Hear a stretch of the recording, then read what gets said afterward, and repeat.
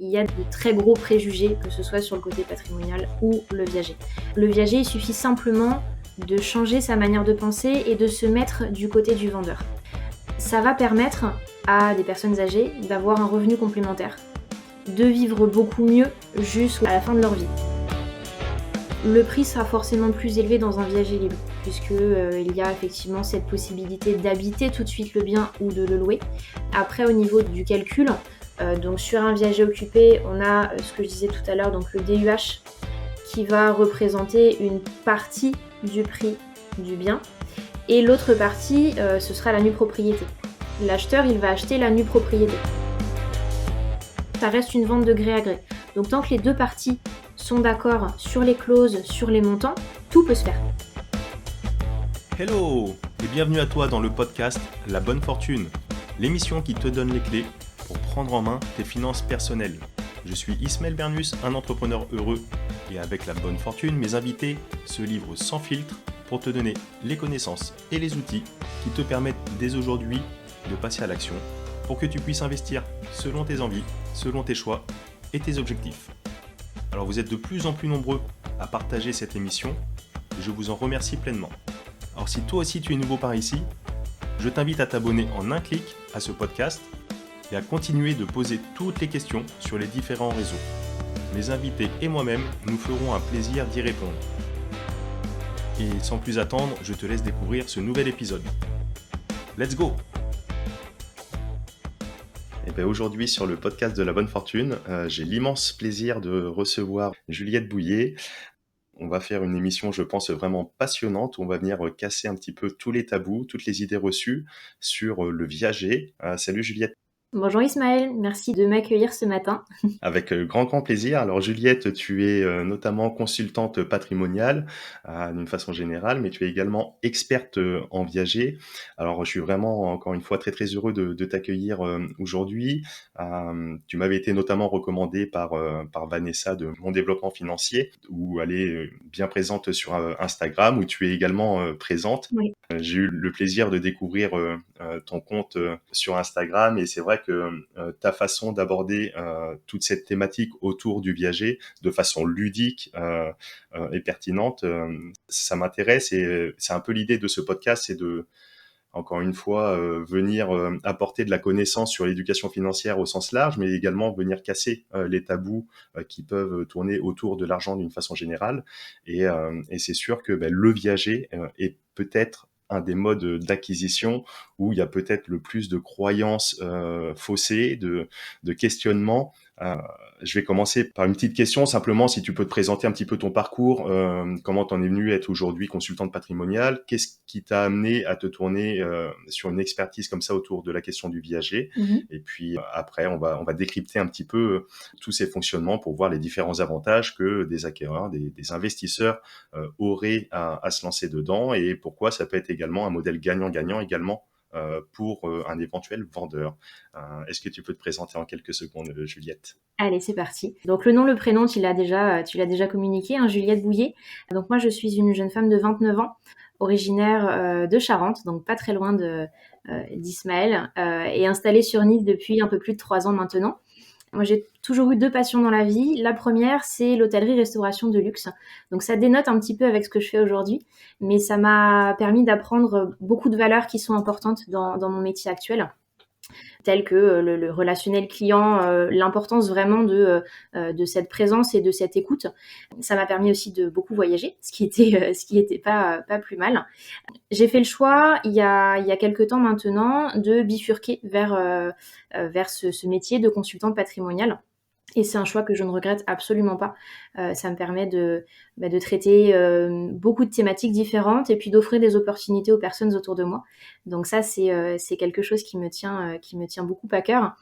Et la thématique du viager, elle s'est imposée très naturellement puisque il y a un réel besoin actuellement. Je pense beaucoup plus au niveau des vendeurs que des acheteurs, puisque quand on reste sur de l'investissement pur, c'est pas défini comme un besoin. Là, pour le coup, au niveau des vendeurs, on a On a une situation aujourd'hui, ne serait-ce que par voilà, tous les problèmes sanitaires que l'on rencontre avec le virus, les retraites qui baissent. Voilà, il y a plein de choses qui s'ajoutent à la situation qu'on avait déjà il y a quelques années, qui font qu'il y a un réel besoin. C'est un sujet très social et très éthique. Et voilà, qui se marie très bien avec le patrimoine, puisque ça nous permet également d'accompagner par la suite au niveau patrimonial avec la gestion de ce bouquet qu'on reçoit et on ne sait pas forcément quoi en faire Mhm. pour le léguer facilement à nos enfants. Donc il y a beaucoup de marches ensuite qui peuvent se gravir ensemble. Ok, ouais, donc cette volonté d'être dans l'accompagnement d'une façon générale des personnes, Oui. à partir de ton expérience dans l'hôtellerie, peut-être d'où tu tires ta passion pour la cuisine et les pâtisseries, hein. J'ai vu que tu étais passionné un petit peu de ça aussi. Très certainement, oui. Et donc cette orientation, voilà, sur l'accompagnement pour le viager, avec notamment un besoin donc qui se fait ressentir de plus en plus de la part des vendeurs, donc pour toutes les raisons que tu expliques, éventuellement les retraites qui diminuent, etc., un manque de visibilité. On va en décrypter. Tu parlais d'éthique, alors c'est super intéressant. Est-ce que on va rentrer directement dans le sujet, hein. Est-ce que le viager peut être un moyen éthique de transaction, d'acquisition, de vente, d'achat?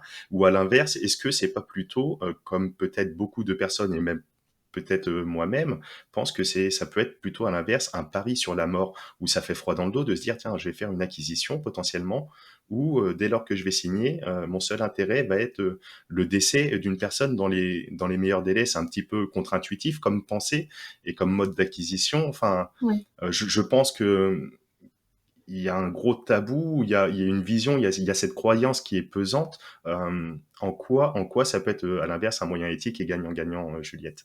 Alors, je pense que, et c'est là où ça se rejoint très bien avec le patrimoine, il y a de très gros préjugés, que ce soit sur le côté patrimonial ou le viager. Le viager, il suffit simplement de, de changer sa manière de penser et de se mettre du côté du vendeur.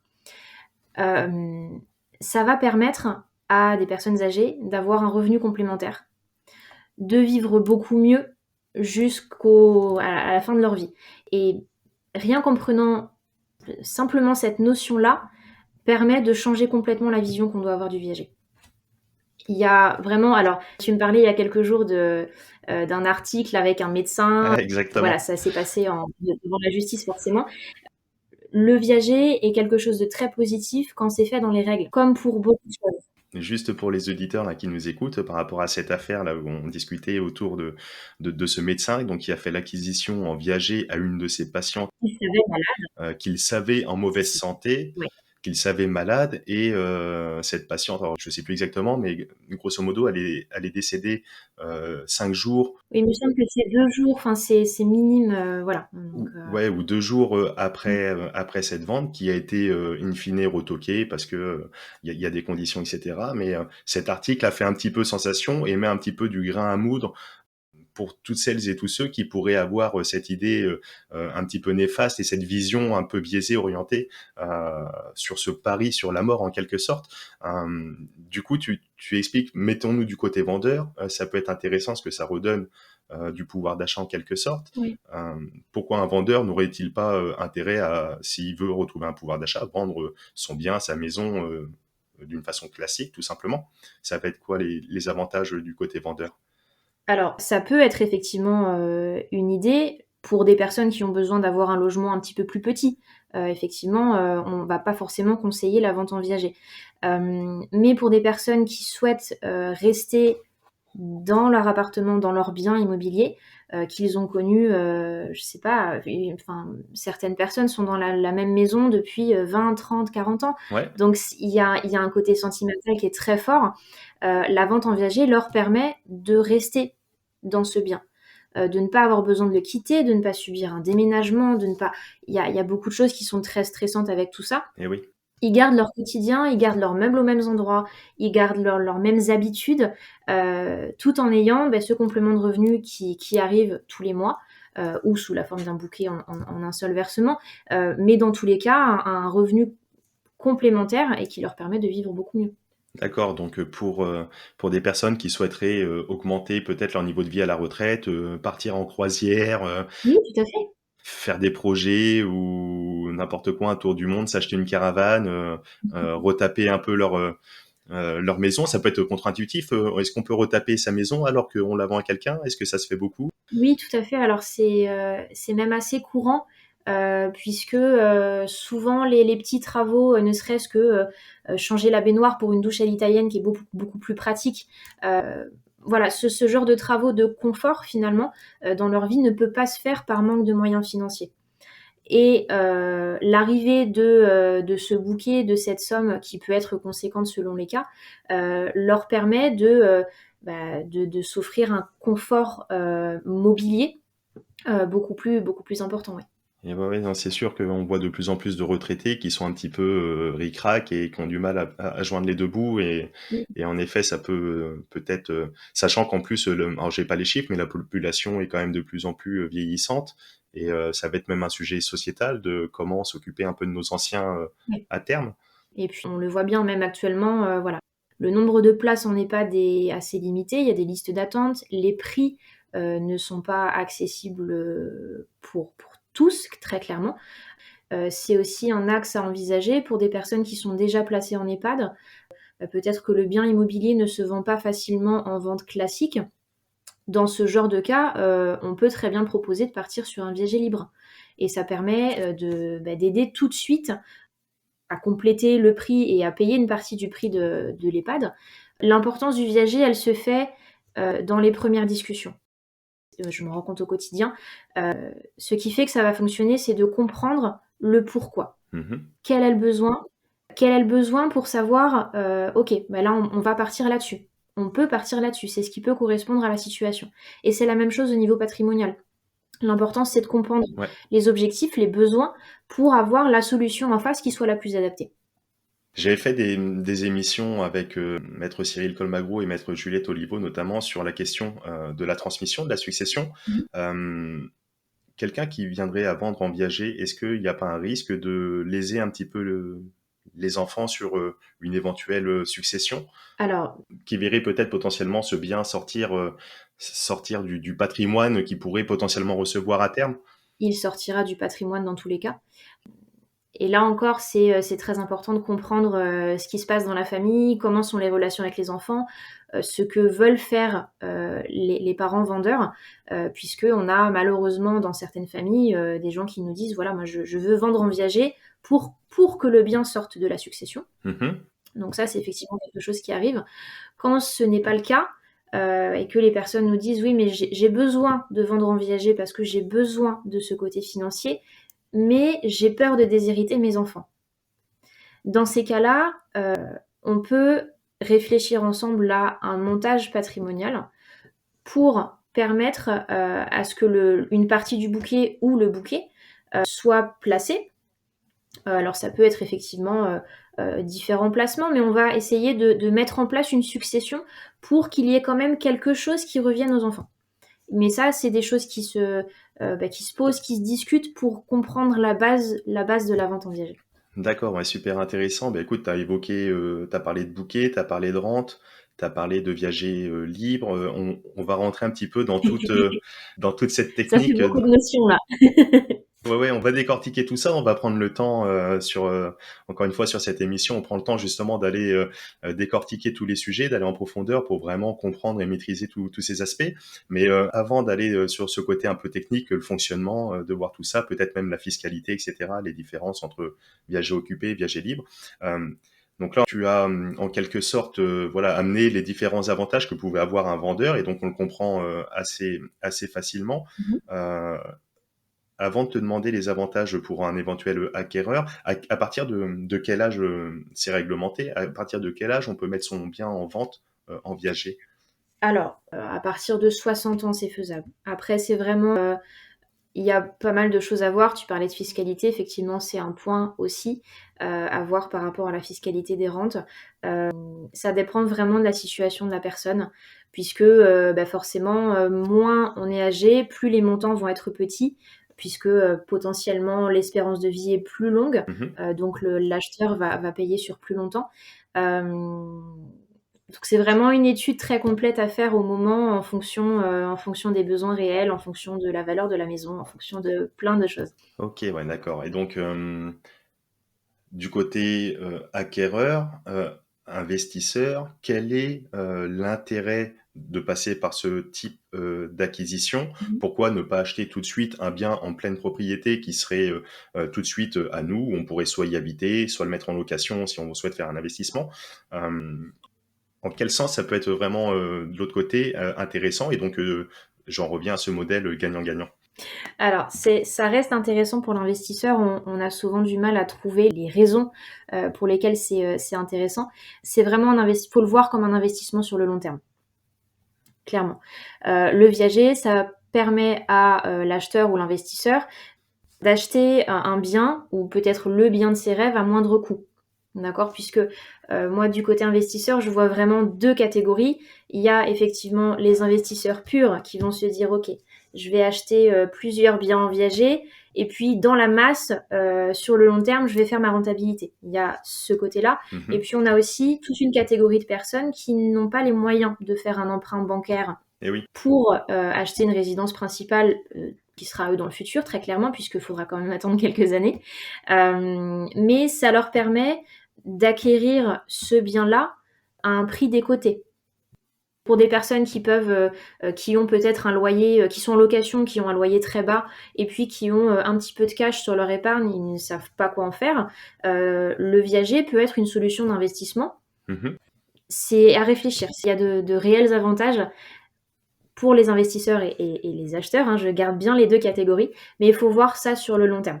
D'accord. Et donc typiquement, un acheteur qui serait bloqué avec son endettement, etc., mais qui aurait une poche de cash éventuellement et la possibilité de verser une rente comme il pourrait verser Une mensualité d'emprunt. et rembourser son crédit, une mensualité d'emprunt, ouais, donc peut passer par ce type d'investissement, par ce type d'acquisition qui peut se retrouver comme un investissement donc sur le long terme. Voilà.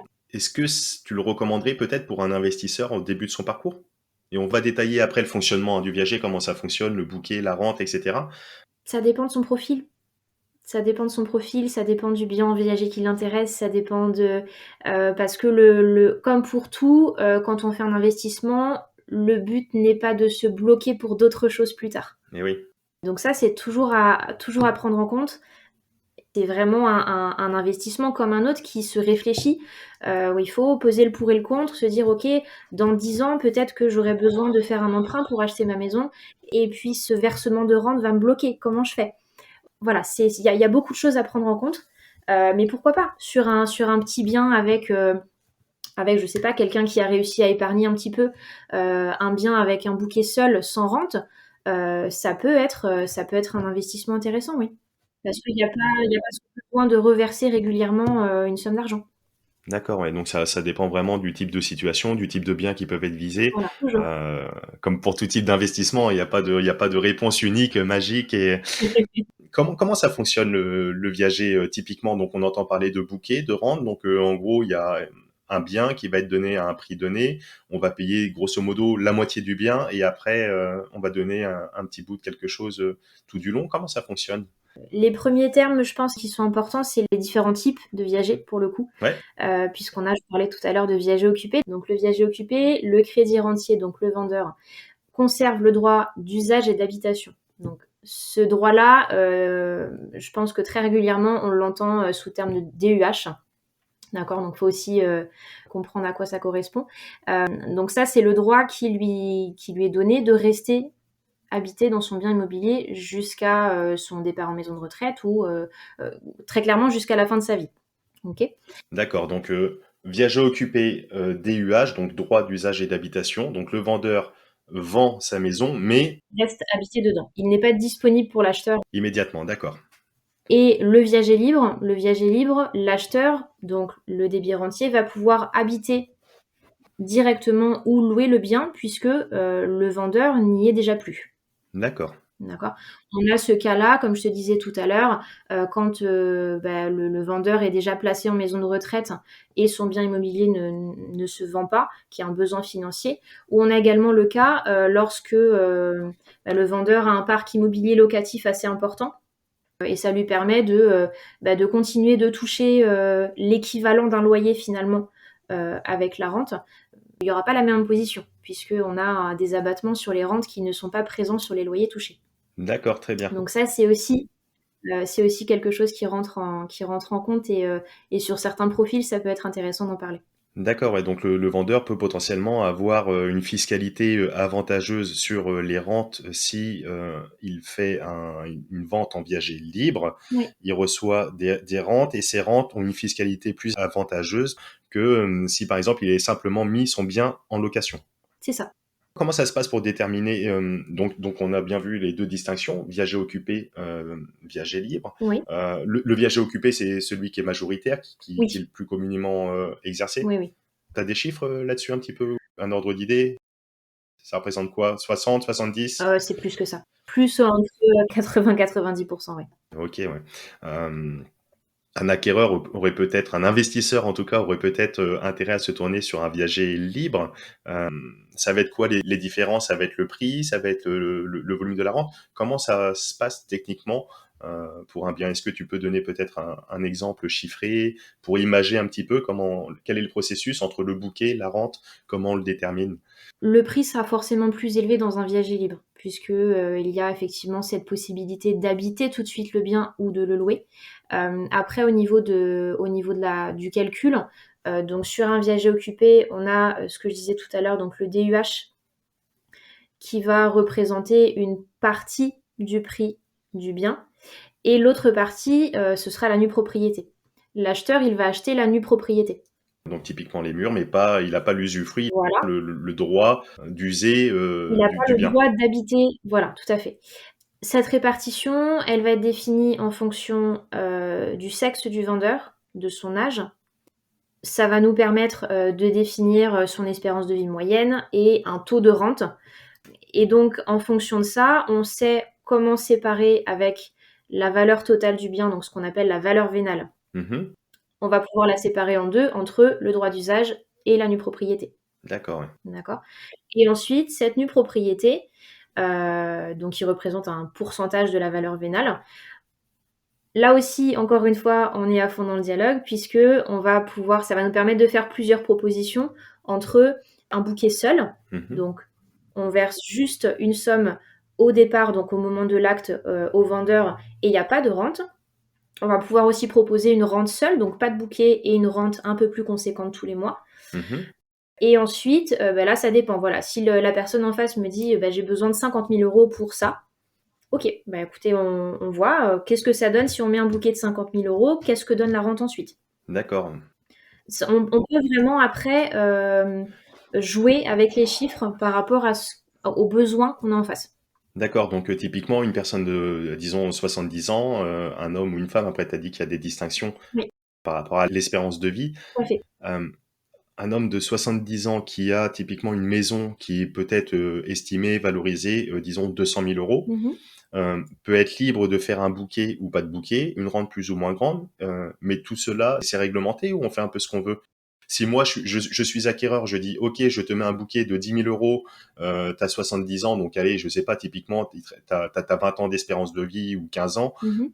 Je fais le calcul, 15 ans, donc il faut que je te donne le reste, si je fais un bouquet de 10 000 €, moins de 190 000, si je veux que l'opération soit, intéressante d'un point de vue investissement, sachant que si j'en n'ai pas l'usage de suite, je vais pas la payer 200 000, j'imagine. Ouais.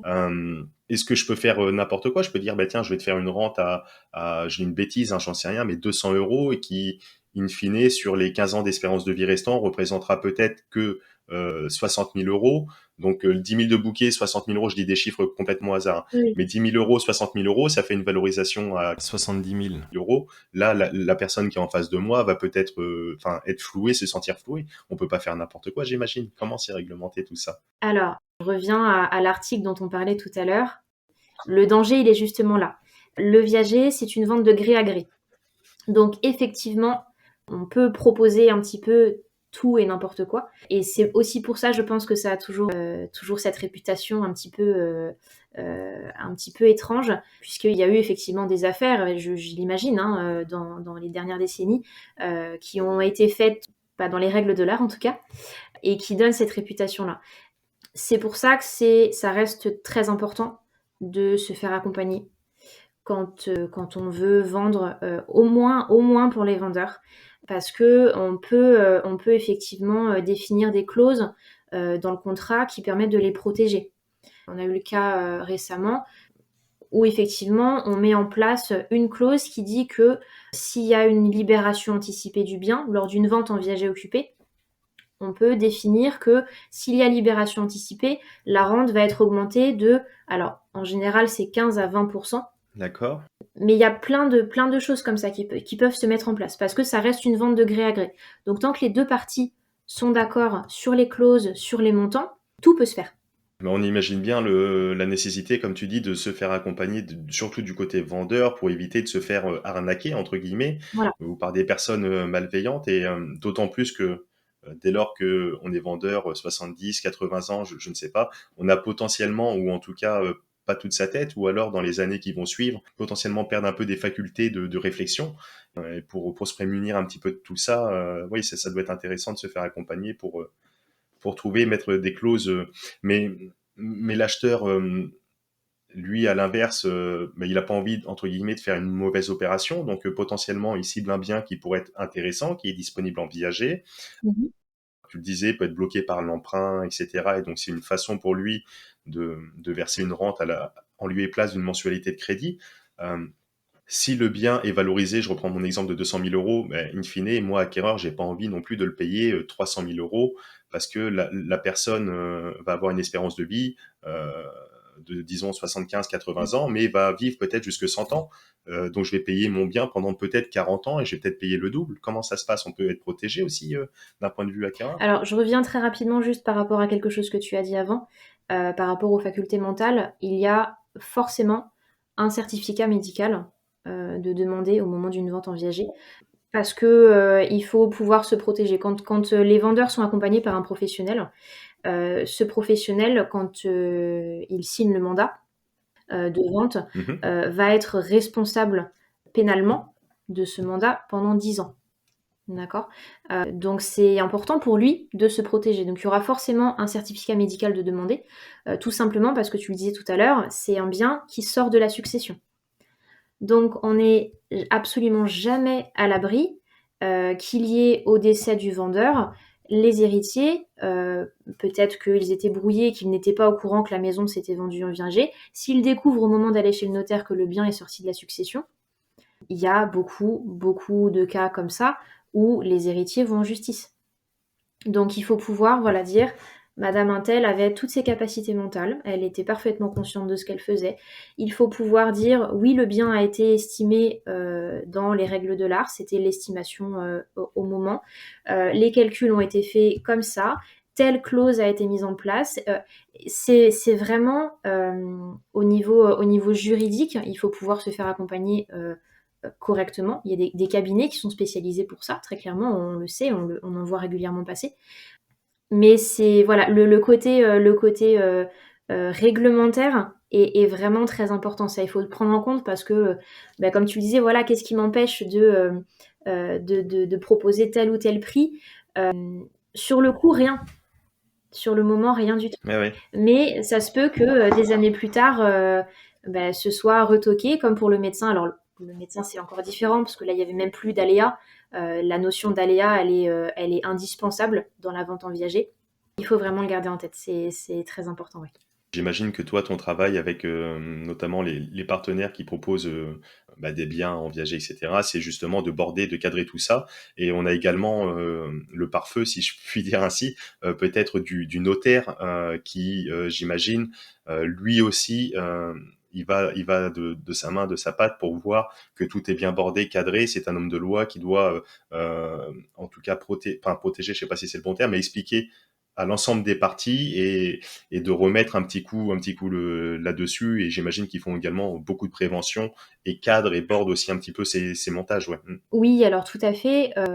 Apprendre aussi, le viager, c'est très peu d'actes par an. Il y a pas tant d'actes que ça.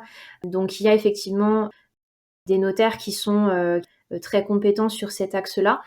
Mais il faut prendre aussi en compte que tout le monde ne peut pas être spécialisé sur tous les sujets existants.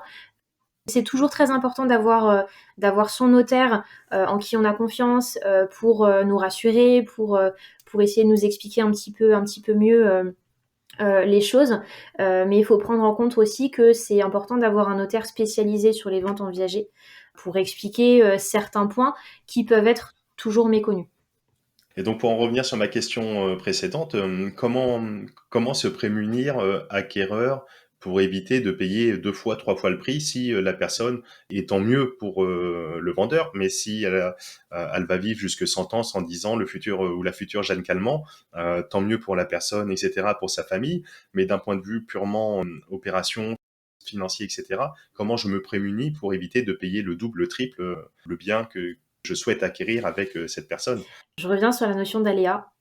La vente en viager, cette notion d'aléa, elle est très présente puisque c'est le fait que ni le vendeur ni l'acheteur ne savent combien de temps ils vont être payés ou ils vont payer.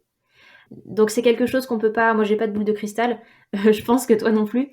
Et ça fait partie du jeu de cet investissement-là, puisqu'on n'a aucun moyen de savoir combien de temps est-ce qu'on va payer cette rente. Et oui, Dans le viager classique, en tout cas, en occupé ou en libre. d'accord. Et donc on n'a pas, par exemple, la possibilité de mettre un frein, une barrière et de dire, bon, ben, si je verse tant de bouquets, disons, 100 000 euros et 1 000 euros par mois sur tant de temps qui représenterait les autres 100 000 euros, toujours sur ce bien estimé à 200 000 euros, Mhm. de dire, bon, ben, si la personne arrive à tel âge, entre guillemets, la rente s'arrête à partir d'un certain moment ou diminue ou quelque chose, on peut moduler dans un contrat potentiellement.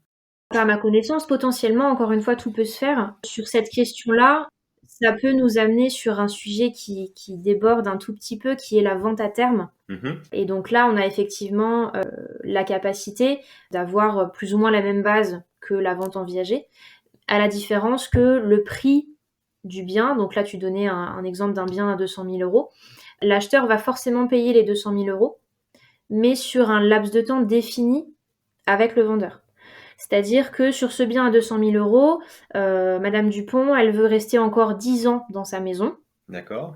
Toi, en tant qu'acheteur, tu vas payer les 200 000 euros sur 10 ans avec peut-être un bouquet et une rente définie entre les deux parties. Et dans cet exemple-là, ça permet effectivement à l'investisseur de ne pas avoir besoin de passer par l'emprunt bancaire, Mhm. puisque très clairement, si tu as un peu de cash sur tes comptes en banque, que ça te permet de payer le bouquet et que tu as ensuite la capacité financière de verser cette rente tous les mois, ça te permet d'acheter ce bien à 200 000 euros sans avoir besoin de passer par l'emprunt bancaire. Donc c'est encore un sujet un tout petit peu différent, la vente à terme, mais ça existe aussi, il faut le savoir. Et on a dans les mêmes cas la vente à terme avec occupation et la vente à terme libre. Donc la vente à terme, c'est encore un autre mode que le viager, mais qui permet peut-être d'être plus cadré, d'être un peu moins exposé aux aléas, Oui, comme tu l'évoques, tout à fait. on va dire, du viager.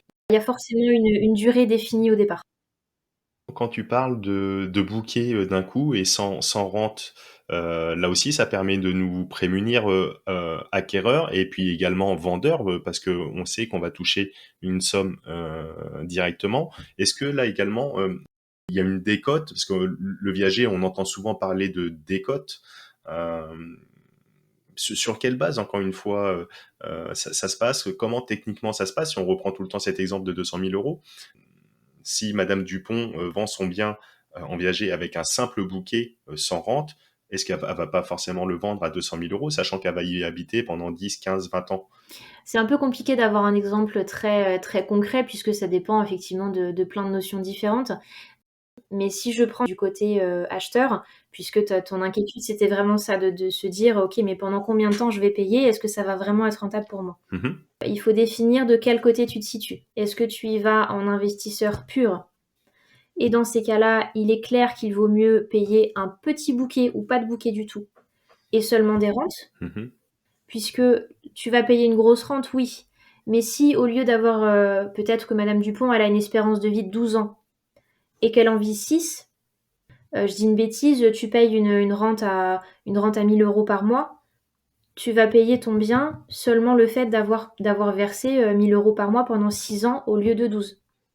par contre tu viens en tant qu'acheteur coup de cœur et que la maison de Madame Dupont, c'est la maison que tu veux, que tu veux habiter à terme, dans ces cas-là, effectivement, c'est peut-être plus intéressant de ne pas avoir de rente et de verser seulement un bouquet, ce qui permet également Mhm. de passer par l'emprunt bancaire pour ce cas-là. Mhm. Quand il n'y a pas de rente, on peut passer par l'emprunt bancaire pour se dire, OK, là maintenant, je suis propriétaire de la nue propriété de ce bien, qu'elle vive 6, 10, 15 ans, je serai quand même propriétaire de ce bien. Et j'aurais pas à me dire, mince, c'est compliqué, il faut encore que je paye plus. Non, ce sera déjà payé. Pour résumer un petit peu toutes ces notions qu'on a abordées là jusqu'à maintenant, donc il y a deux types de viagers, encore une fois occupés ou libres. Mhm. Libre, l'acquéreur va pouvoir y habiter de suite, le mettre en location, etc. Potentiellement, euh, le prix et ou du bouquet et ou de la rente va être plus élevé, ça peut se comprendre assez facilement, que le viager occupé. Tout à fait, puisqu'on n'a Euh, pas, on n'a pas la décote du droit d'usage et d'habitation, donc il va forcément être plus élevé, oui. on a une décote du bien et donc ce calcul entre rente et bouquet qui va être calculé par rapport à l'espérance de vie du vendeur, donc que ce soit un homme, une femme par rapport à son âge. On va pouvoir potentiellement, d'un point de vue acquéreur, emprunter si on a simplement un bouquet et pas de rente. Mhm. Euh, Oui. il y a des contrats pour border tout ça et d'autant plus si on se fait accompagner. Qui c'est qui paye les charges? Comment ça se passe sur la vie de l'entretien du bien sur une vente en viager? Alors au niveau des charges, si on prend les taxes classiques, hein, donc la taxe foncière, dans les faits, est à la charge de l'acquéreur, puisqu'il devient propriétaire de la nue propriété du bien. En réalité, il est très courant que les deux parties se mettent d'accord pour que la taxe foncière reste à la charge du vendeur s'il peut en être exonéré. D'accord. Donc ça encore, c'est une vente de gré à gré. Donc on se met d'accord, on regarde qu'est-ce qui est le plus arrangeant. Voilà, ça crée dans le meilleur des cas, ça crée une vraie relation entre l'acheteur et le vendeur puisqu'il y a quelque chose qui se met en place entre les deux. Donc c'est assez chouette à voir aussi. Donc ça, c'est pour la taxe foncière. La taxe d'habitation est à la charge du vendeur. En fait, le vendeur va garder les charges comme s'il était, alors c'est un peu grossier, mais comme s'il était locataire de son bien. D'accord. Donc il a les charges courantes, voilà, l'eau, l'électricité, ce genre de choses. Les charges de copro vont être, là encore, il faut se mettre d'accord. Souvent, c'est un tiers, deux tiers pour les charges de copro. Ouais, donc pour imager à l'image d'un locataire. Voilà, Donc si demain la toiture s'effondre, enfin il y a un souci, là ça va être l'acquéreur tout à qui fait. va devoir faire les travaux de, on va dire, de gros œuvres. Oui, Et par contre l'entretien courant, ça va être dû au vendeur. au Oui, vendeur qui est toujours occupant potentiellement. c'est ça. D'accord. Quid un petit peu de la fiscalité de tout ça? Comment ça se passe du côté vendeur et du côté acheteur également Alors, du côté acheteur, il n'y a pas de fiscalité particulière et ce n'est pas un acte qui peut être défiscalisé. Il n'y a pas de défisque de possible dessus. Du côté vendeur, il y a un abattement qui se met en place pour les rentes. Le bouquet n'est pas fiscalisé. D'accord, donc ça, c'est assez à savoir. D'accord. Et au niveau des rentes, il y a une fraction qui est imposable en fonction de l'âge du vendeur. Donc ça, c'est défini au moment du premier versement. Et donc, on est sur une personne de moins de 50 ans, par exemple, on va être à 70% imposable sur le montant de la rente. À noter, donc la rente au total, 70% va être imposable et 30% ne vont pas être imposables. Sachant que l'imposition se fait comme sur des loyers. Donc on a la tranche marginale d'imposition, plus les prélèvements sociaux à 17,2%. D'accord. Et de cette rente, on peut pas, le vendeur ne peut pas déduire, par exemple, les frais d'entretien qu'il aurait fait, etc. Non. D'accord, c'est un barème, c'est figé. Donc, comme on disait tout à l'heure, c'est pour ça que c'est pas forcément intéressant, puisque c'est défini, cette fraction imposable, elle est définie au démarrage, mais elle n'est pas changée ensuite. Ah oui, d'accord. Et donc, si je vends à 70 ou 80 ans, j'aurai une fraction plus importante de déduite. J'aurai 70% de la rente qui ne sera pas imposée. D'accord, mais dans tous les cas où tu dis que c'est fonction de l'âge. Alors, quand on est, tu parlais de 70-80 ans. Quand tu passes à plus de 69 ans, Mhm. tu n'es imposé que sur 30% du montant de la rente. Donc, ça reste plus correct, puisqu'après, on est sur le même montant jusqu'à la fin de sa vie. D'accord, donc il y a un barème inversement progressif Ouais, en fonction en fonction de l'âge. de l'état, en fonction de l'âge. Ouais. Au plus le vendeur va être âgé, au moins il va être imposé, quoi. Au moins, il est imposé, tout à fait. Ok, d'accord. Ouais. Qu'est-ce qui se passe techniquement si l'acquéreur, lui, décède avant le vendeur? Donc encore une fois, une personne, qui a 80 ans, vend le bien en viager. L'acheteur, lui, a 40 ans. Donc dans la force, des choses, normalement, la vie courante, le vendeur devrait, partir avant, mais ça peut arriver que l'acquéreur, parte avant. Qu'est-ce qui se passe techniquement? Demain, je signe, voilà, une acquisition en viager, libre ou occupée, je décède avant mon vendeur. Mes héritiers récupèrent le tout, le contrat continue? Alors, les héritiers ont la possibilité effectivement de récupérer cette vente en viager, donc de continuer de verser les rentes. Et s'ils ne peuvent pas l'assumer, il y a deux solutions. Soit ils réussissent à faire une revente de viager, puisque ça se fait. Donc dans ces cas-là, il y a un nouveau calcul qui se fait au niveau de la nouvelle valeur du bien, l'âge actuel du vendeur, pour définir un bouquet qui puisse peut-être rembourser une partie de ce qui a été versé par le premier acheteur. La rente va rester la même, la rente ne peut pas changer. Mmh. Et si ça ne se fait pas et il n'y a pas de solution, dans ce cas-là, la vente en viager sera caduque. Puisque quand on a un retard de paiement, donc si la rente n'est pas versée dans les 30 jours, le contrat est tout simplement annulé. Donc dans ce cas-là, la famille de l'acheteur a perdu tout ce qui a été versé, tout ce qui a été versé jusque-là. D'accord, donc l'acheteur qui s'engage dessus, les héritiers potentiels, s'il arrive malheureusement un malheur pour l'acquéreur, se doivent de continuer au risque de perdre ce qui a été avancé, etc. Voilà. Continuer ou revendre. Ou revendre, ou retrouver la solution pour glisser, faire glisser. J'imagine qu'il y a des délais quand même pour faire tout ça avant d'être requalifié, avant que la vente soit caduque. Après, c'est encore une fois un dialogue entre les deux parties et les notaires et réussir à se mettre d'accord. Ça dépend forcément de la situation. Ouais. Où c'est qu'on peut trouver des annonces en viager? Comment ça se passe pour faire ce type d'acquisition? Donc, j'imagine que toi, dans ton réseau, etc., tu proposes des accompagnements là-dessus, sur des types de biens. Comment faire un acquéreur potentiel lambda pour trouver ce type d'opération? On trouve beaucoup sur le Bon Coin, tout simplement parce que les professionnels de l'immobilier les mettent très facilement dessus, parce qu'on se rend compte que c'est une plateforme qui fonctionne très bien et qui est facile d'accès. Mhm. Il y a également toutes les plateformes, enfin les sites web des cabinets spécialisés. Qui mettent leur annonce également. On va en trouver de temps en temps sur particulier à particulier. Alors en ajoutant un viager, pardon, quand on fait la recherche sur Google, ça permet d'y aller directement. Voilà, et puis en agence immobilière classique, voilà, ça se trouve quand même assez facilement une fois qu'on met un petit peu le nez dedans. Donc ça, c'est pas forcément un souci. Il y en a de temps en temps aussi sur les journaux, dans les petites annonces. Voilà, ça, comme pour de l'immobilier classique finalement. Quand on commence à chercher, on en trouve sans souci. Très bien. Toi, qu'est-ce que tu pourrais conseiller pour que ce soit encore une fois un modèle gagnant-gagnant pour toutes les parties? Quels conseils tu pourrais dire vraiment dans les grandes lignes pour se prémunir et éviter de faire des bêtises pour les personnes qui souhaiteraient se lancer? Bah, peut-être tout simplement que si on n'est pas certain de ce qu'on fait, qu'on aille se renseigner auprès de quelqu'un qui sait un peu mieux et qui va pouvoir accompagner sur la compréhension des calculs. Parce que c'est vrai qu'on peut très bien se dire ah mais ça c'est une super affaire, regarde. Mais quand on creuse un petit peu plus, le prix demandé correspond pas du tout à la valeur du bien ou à l'âge du vendeur. Euh, voilà, il faut, comme pour tout investissement, si on n'est pas certain de ce qu'on fait et qu'on a un petit doute, il vaut mieux aller se renseigner auprès de quelqu'un qui pourra accompagner un peu mieux et expliquer un peu plus. Typiquement, pourquoi pas te passer un petit coup de fil pour dire, bah tiens, Juliette, regarde, j'ai trouvé cette opportunité. Oui, pourquoi Est-ce pas. que tu penses que ça reste cohérent, correct par rapport à la décote qui est appliquée en fonction, encore une fois, de Mm. l'âge, du sexe de la personne, de l'espérance de vie et donc de cette décote que tu appelles mince DUH, droit d'usage d'habitation. Tout à fait. Voilà. Donc toujours pareil de mettre des garde-fous, de se faire accompagner.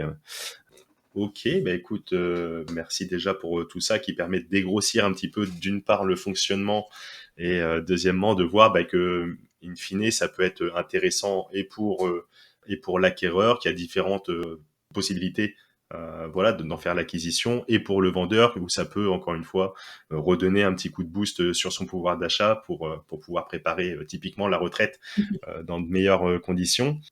À titre personnel, toi, Juliette, quels sont tes investissements? Quelles sont les classes d'actifs dans lesquelles toi tu es investi? Alors actuellement, différents types de SCPI, Mmh. notamment une qui est axée, sur le thème de la santé, qui me plaît beaucoup puisqu'il y a un réel impact sur la création de maisons spécialisées dans les maladies neurodégénératives. Donc c'est quelque chose qui personnellement me touche beaucoup, donc je suis ravie de pouvoir participer à tout ça. Mmh. Et puis un petit peu de SCPI en immobilier classique de bureaux ou de centres commerciaux.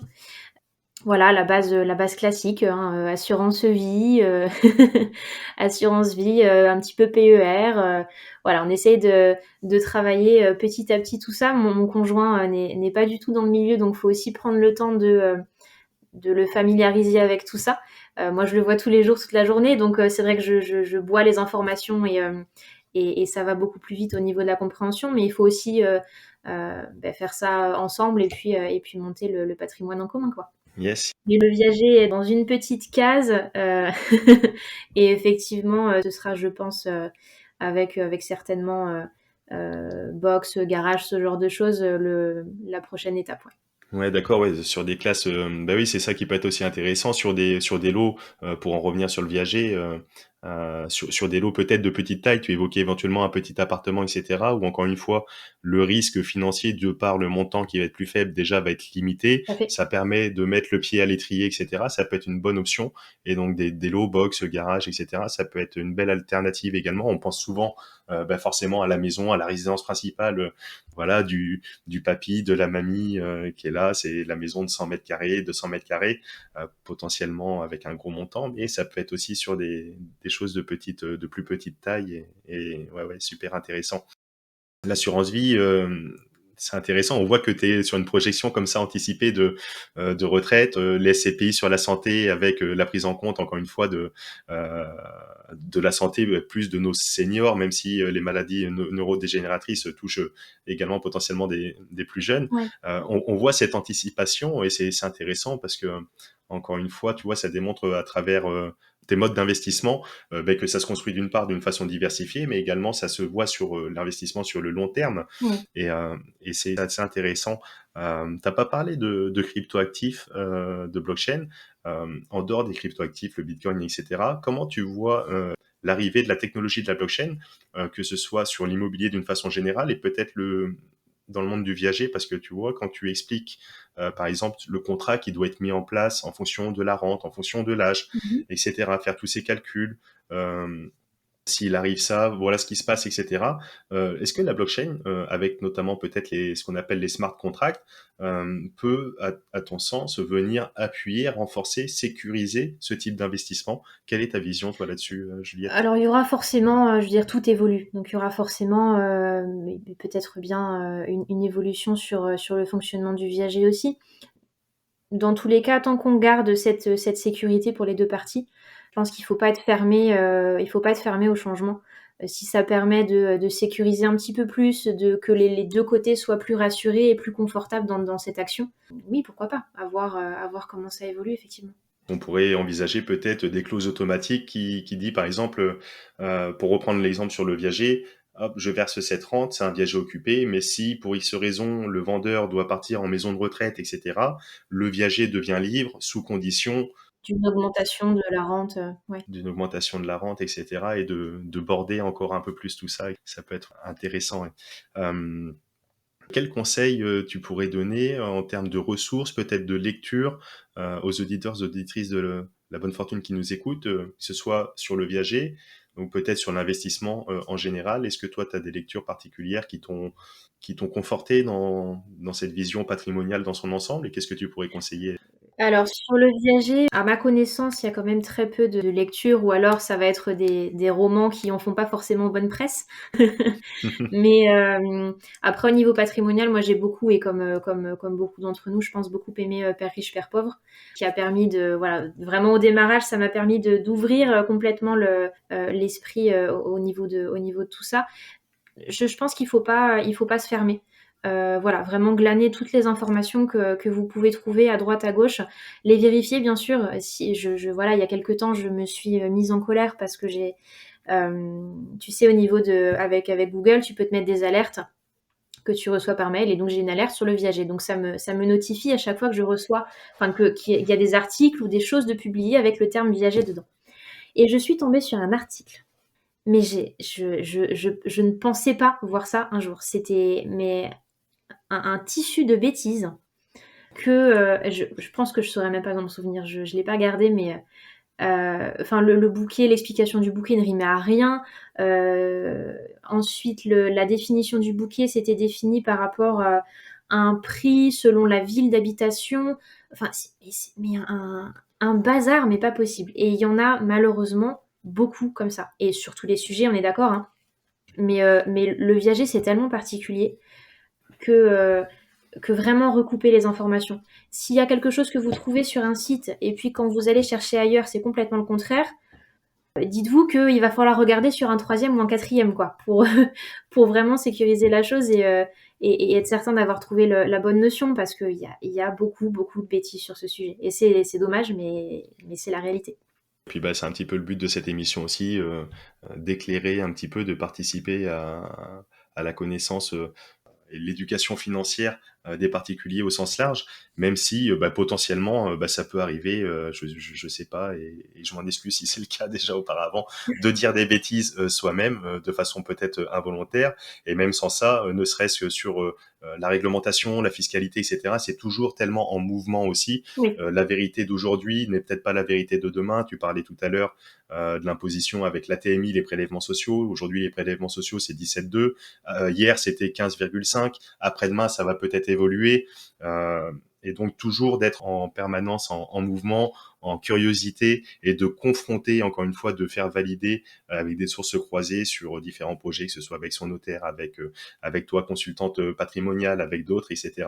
Et de faire ses propres recherches et forcément de prendre l'entière responsabilité de ses choix. Oui, c'est une très très belle leçon, Juliette. Je reste d'accord avec toi, effectivement, on reste tous humains, donc, et les choses changent très vite. Donc on peut effectivement de temps en temps dire des choses qui ne sont pas vraies au moment. L'important, c'est de s'en rendre compte. Et moi, c'est aussi pour ça que je ne travaille jamais toute seule. On est effectivement plusieurs consultants patrimoniaux à être toujours en contact. Et aussi sur le thème du viager, ça nous permet de, ne serait-ce que de travailler à plusieurs cerveaux, parce que c'est toujours plus efficace qu'un seul dans son coin. Et puis de recouper les informations et de dire, voilà, là, j'ai tel dossier. Qu'est-ce que t'en penses? Est-ce que et on fait ça pour le patrimoine, on fait ça pour le viager, et ça nous permet toujours de travailler de manière beaucoup plus efficiente. Une petite question qui me revient que je voulais te poser aussi tout à l'heure par rapport au viager. Est-ce que des enfants peuvent acheter un viager à leurs propres parents? C'est autorisé, c'est légal? Alors ça dépend du montage. Il faut toujours faire attention à ce que ce soit pas une donation déguisée, Mhm. puisque ça, sur beaucoup de sujets, on peut être retoqué. Ça dépend de la situation. C'est possible dans tous les cas avec les oncles et tantes et les neveux nièces. Mhm. Ça peut effectivement être utile s'il y a un patrimoine et pas d'héritier direct du côté de l'oncle ou la tante, pour éviter justement les soucis d'abattement avec avec les neveux nièces, hein, qu'on voit souvent passer. Je dirais que pour les enfants, ça dépend de la situation. Ou alors il faut vraiment que le dossier soit très très bien monté, carré dans tous les sens, et que simplement l'administration ne puisse pas dire ok, là il y a une faille, ça n'a pas été fait correctement, la maison elle a été sous-estimée, vous n'avez pas payé le prix. Voilà, il faut vraiment faire attention à tout ça. Encore une fois, l'importance de se faire accompagner pour éviter de faire des bêtises qui pourraient se retrouver voilà, préjudiciables par la suite, de se faire retoquer. La fiscalité peut faire mal hein, sur un contrôle fiscal, Oui. etc. Derrière, ça peut être cuisant. Donc, ok, mais techniquement, en tout cas, c'est possible, voilà, pour des personnes de la même famille, Mm. de se vendre des biens en viager. Ok. Tu as une citation que je t'ai demandé, savoir si tu avais un petit mantra, une situation que tu apprécies un petit peu, que tu te répétais. Est-ce que tu peux nous la partager? Alors oui, c'est que les seules limites sont celles que tu t'imposes. Et ça, c'est quelque chose qui me définit assez bien, puisque étant, et c'est tout bête, hein, mais étant originaire de Charente, je me rends compte qu'on a une éducation financière qui n'est pas assez développée très souvent, tout simplement parce que nos parents ne l'ont pas eu non plus.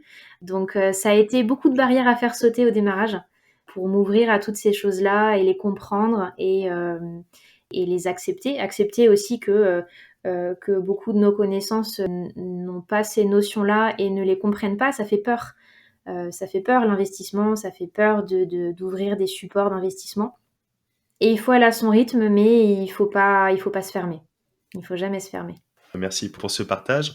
Écoute, Juliette, en tout cas, je te remercie pour ce beau moment passé ensemble. Où c'est qu'on peut te retrouver? Donc, tu as ton compte Instagram, tu es présente aussi sur LinkedIn. Instagram, tout à fait, LinkedIn, et puis j'ai également une page Facebook. Voilà, j'essaie de communiquer un petit peu sur les trois. Ça prend beaucoup de temps, donc ça dépend aussi de la charge de travail à côté. Mais bon, c'est très sympa, je trouve. Et puis de pouvoir, tu parlais tout à l'heure des vidéos qui sont un petit peu ludiques. Moi, l'envie, c'est vraiment de casser tous ces préjugés qu'on a sur ces sujets qui sont hyper intéressants. Mais il faut d'abord gravir des montagnes pour faire accepter que c'est pas forcément une arnaque, que non, je ne vends pas de voyage, je n'offre pas de voyage sur Instagram, et il n'y a rien de bizarre dans tout ça, mais ça permet d'avoir une autre approche. Voilà, chaque réseau va avoir une approche différente, et de pouvoir toucher différentes catégories de personnes. Yes, super. Bah, je mettrai tous les liens dans les notes de l'épisode pour celles et ceux qui voudraient te retrouver. Et puis, je prendrai un grand plaisir à continuer à te suivre également. Merci encore pour tout ce moment. Je verrai pour faire un petit récapitulatif en PDF, un petit résumé de l'épisode pour voir un petit peu les avantages de ce mode d'acquisition sur le viager, de voir un petit peu les petites particularités. En tout cas, on voit que ça peut être un moyen, encore une fois, éthique, redonner du sens, aider des personnes qui sont à un âge avancé, qui auraient des projets de vie intéressantes, la retraite, aménager la maison pour pouvoir faire une touche à l'italienne ou autre aménagement plus pratique et confort quand on avance dans la vie, pour se payer potentiellement, aider à payer une maison de retraite qui serait onéreuse, etc., etc. Et d'un point de vue acquéreur, de faire attention, de se prémunir pour pas faire n'importe quoi, et encore une fois s'entourer de bonnes personnes. Tu es consultante patrimoniale avant de finir, donc tu accompagnes les personnes sur toutes ces thématiques aujourd'hui. Alors avant de préparer cette émission, je te demandais gentiment comment tu fonctionnais, etc. Et le cas échéant, si tu pouvais faire une offre particulière pour les auditeurs, les auditrices de La Bonne Fortune qui souhaiteraient effectuer un bilan patrimonial dans son ensemble, te consulter, te contacter. Est-ce que tu peux nous dire un petit peu comment tu fonctionnes et qu'est-ce que tu peux faire pour tout le monde? Alors oui, effectivement, ce que je t'expliquais, c'est qu'il n'y aurait pas d'offre particulière, non pas parce que je ne suis pas quelqu'un de gentil, mais tout simplement parce que je ne facture pas d'honoraires. Donc effectivement, ça permet à tous d'avoir un accompagnement et des conseils au niveau patrimonial d'abord, et puis par la suite de voir au niveau des investissements possibles et envisagés. Donc voilà, écoutez, dans tous les cas, vous aurez mes coordonnées, et si un besoin se fait sentir à ce niveau-là, je suis toute oui. D'accord, donc tu peux, voilà, tu te proposes de faire des accompagnements et un bilan patrimonial pour celles et ceux qui souhaiteraient te contacter de façon, donc du coup, gratuite. Super, super Juliette. Merci pour tout, merci pour toutes ces explications qui, je pense, va permettre de dégrossir un petit peu ce sujet et puis casser quelques tabous, d'en comprendre un petit peu mieux le fonctionnement sur le viager. J'ai encore appris pas mal de choses aujourd'hui, donc je te remercie également. Et puis avec grand plaisir, je te laisse le mot de la fin pour les auditeurs, les auditrices de La Bonne Fortune qui nous écoutent aujourd'hui. Écoutez, si vous pouvez tout simplement oublier cette notion de pari sur la mort, moi ça me va complètement. Et puis je vous remercie de votre écoute, je te remercie de ton accueil. Super. Et puis à très vite. Super, au plaisir. Merci Juliette. Allez, ciao, ciao. Merci Israël. Ciao. Et nous voilà arrivés à la fin de cette émission et je te remercie pleinement pour ton écoute attentive. Alors si tu as écouté jusqu'ici, c'est que tu fais partie de la Dream Team de La Bonne Fortune. Et vous êtes de plus en plus nombreux à nous suivre chaque semaine, alors encore merci du fond du cœur. Alors si tu apprécies le podcast de La Bonne Fortune, je le répète à chaque fois pour les nouveaux abonnés, c'est très simple, il y a 2 belles façons de me le témoigner.